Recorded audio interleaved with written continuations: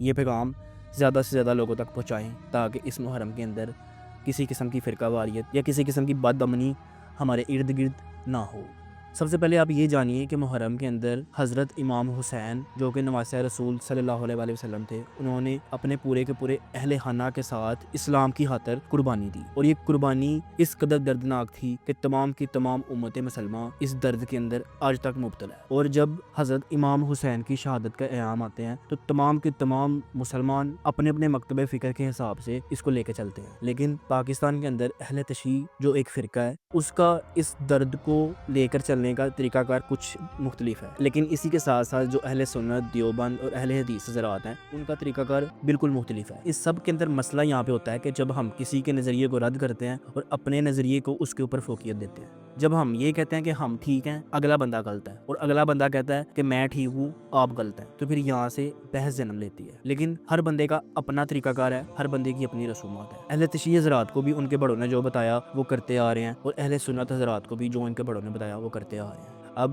جو مین سمجھنے والی بات ہے وہ یہ ہے، کچھ باتیں بیچ میں ایسی ہیں جو کہ اہل سنت اس کو کسی صورت بھی ایکسیپٹ نہیں کر سکتے، اور کچھ باتیں ایسی ہیں کہ اہل تشیع اس کو ایکسیپٹ نہیں کر سکتے۔ تو پھر جب اہل سنت اہل تشیع کو وہ قبول کروانے کی کوشش کرتے ہیں تو وہاں سے بحث ہوتی ہے، اہل تشیع جب وہ والا پوائنٹ آف ویو اہل سنت سے ایکسیپٹ کروانے کی کوشش کرتے ہیں تو وہاں پہ معاملہ خراب ہوتے ہیں۔ تو اب ان معاملات کو سلجھانے کا صرف اور صرف ایک ہی طریقہ ہے۔ اس محرم کے اندر آپ نے کیا کرنا ہے کہ جب بھی آپ دیکھیں کہ سوشل میڈیا کے اوپر کوئی بندہ اس طرح کی اسلامی بحث کر رہا ہے اور وہ بحث اس قدر ایکسٹریم ہے کہ اس کے اندر آپ سمجھتے ہیں کہ کل کو مسئلہ ہو سکتا ہے یا کوئی لڑائی بڑھ سکتی ہے یا کوئی فرقہ واریت والی کوئی حرکت ہو سکتی ہے، تو آپ سب سے پہلے اس کمنٹ باکس کا یا اس جو بحث ہے اس کا جو موقف ہے اس کا اسکرین شاٹ لیں گے۔ اسکرین شاٹ لینے کے بعد آپ آن لائن FIR اس کے ریلیٹڈ کر دیں گے سائبر کرائم کے اندر۔ پھر سائبر کرائم کیا کرے گا؟ سائبر کرائم پاکستان کے اندر اس وقت بہت زیادہ ایکٹیو ہے، وہ اس پوسٹ کرنے والے کو، اس پوسٹ کے اوپر بحث کرنے والے لوگوں کو خود ہی ڈیل کر لیں گے۔ جو سائبر کرائم پاکستان کے ادارے اس معاملے کو ڈیل کریں گے تو پھر فرقہ واریت وہیں پہ ختم ہو جائے گی۔